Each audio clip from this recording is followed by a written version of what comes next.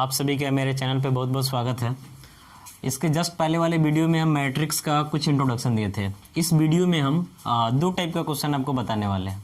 पहला क्वेश्चन है कि अगर किसी मैट्रिक्स में नंबर ऑफ एलिमेंट दिया हुआ हो तो उस केस में अगर हमको फाइंड आउट करना है कि उसका पॉसिबल ऑर्डर कितना होगा, कैसे निकालते हैं इसको पता करेंगे। और दूसरे क्वेश्चन में जैसे किसी मैट्रिक्स का ए आई जे का मतलब हुआ आई आपको रो को इंडिकेट कर रहा है, जे जो है कॉलम को इंडिकेट कर रहा है। अगर ए आई जे का वैल्यू दिया हुआ और इस वैल्यू के सहायता से अगर हमको किसी ऑर्डर का मैट्रिक्स कंस्ट्रक्ट करना है तो कैसे कंस्ट्रक्ट करेंगे, इन दोनों क्वेश्चन को हम इस वीडियो में बताएंगे। तो देखिए सबसे पहले हम आते हैं पहला क्वेश्चन कि पहला क्वेश्चन आपको बोल रहा है find all possible orders of matrices having 7 elements.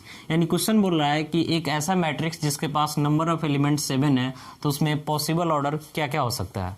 इसके जस्ट पहले वाले वीडियो में आपको हम बताए थे कि किसी मैट्रिक्स में अगर हमको number of elements find out करना है तो उसके लिए नंबर ऑफ रो और नंबर ऑफ कॉलम को मल्टीप्लाई करते हैं। यानी number of elements in A matrix equal होता है number of rose into number of columns. तो आपको ध्यान यहाँ पे रखना होगा कि आप जो भी ऑर्डर तैयार कर रहे हैं उस ऑर्डर के बेसिस पे उसमें नंबर ऑफ रो में और नंबर ऑफ कॉलम में मल्टीप्लाई किया जाता है तो आपका कितना आ जाना चाहिए, तो 7 आ जाना चाहिए। तो फर्स्ट क्वेश्चन जो है, फर्स्ट क्वेश्चन इसको हम देखते हैं पहले। तो इसमें सबसे पहले लिखेंगे given number of elements in a matrix equal कितना है, तो 7 है। तो आपको पॉसिबल ऑर्डर लिखना है, लिखेंगे therefore required possible orders are.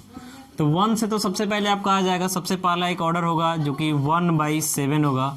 और दूसरा अगर आप 2 से लेकर के चलते हैं तो 2 के मल्टीपल में आपको 7 नहीं मिल पाएगा। 3 लेके चलते हैं तो 3 के मल्टीपल में भी 7 नहीं मिलेगा, 4 से भी नहीं मिलेगा, 5 भी नहीं मिलेगा, 6 भी नहीं मिलेगा। तो दूसरा आप लिख सकते हैं 7/1। यानी यहाँ पे टोटल आपका 2 पॉसिबल ऑर्डर्स होगा। पहला का ऑर्डर आपका 1/7 और दूसरा का होगा 7/1।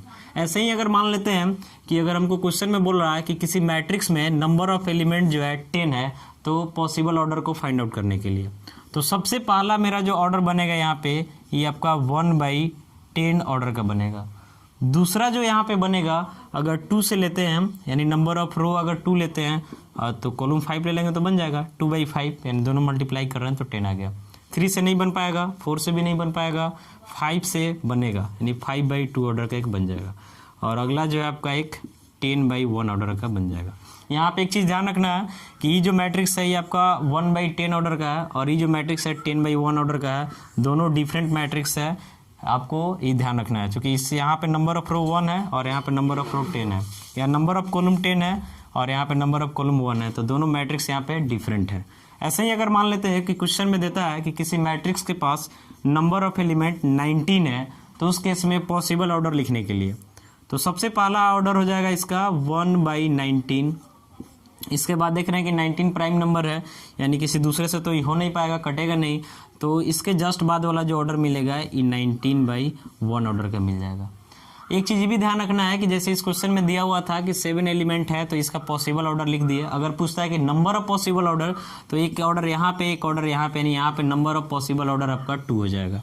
अगर यहाँ पे नंबर ऑफ एलिमेंट 10 दिया हुआ और आपसे पूछ रहा है कि नंबर ऑफ पॉसिबल ऑर्डर लिखिए तो 1 2 3 4, यानी यहाँ पे total number of possible order 4 हो जाएगा। नंबर ऑफ एलिमेंट 19 है तब टोटल पॉसिबल ऑर्डर आपका 1 2 यानी 2 हो जाएगा।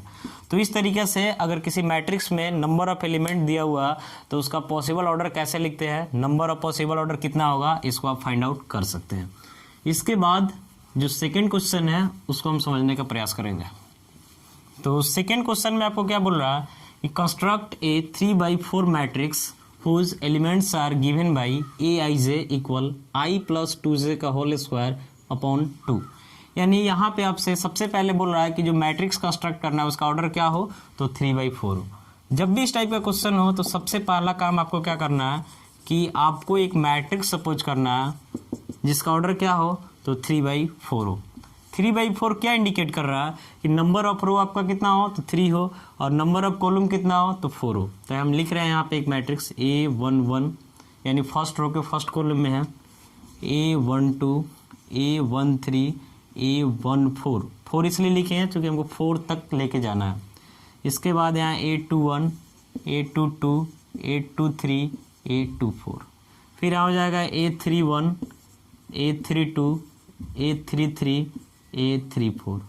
ये जो मैट्रिक्स आपका दिख रहा है इसमें ये आपका फर्स्ट रो है, ये आपका सेकंड रो है, ये आपका थर्ड रो है। यानी फर्स्ट रो है, ये आपका सेकंड रो है और ये आपका थर्ड रो है। कॉलम के बेसिस पे आइएगा तो ये आपका फर्स्ट कॉलम है, ये आपका सेकंड कॉलम है, ये आपका थर्ड कॉलम है और ये आपका फोर्थ कॉलम है।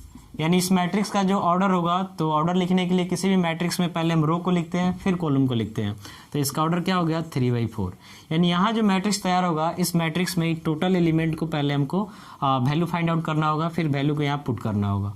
तो इसके लिए लिखेंगे सबसे पहले ऑल्सो Aij दिया हुआ i + 2j का होल स्क्वायर बाई 2।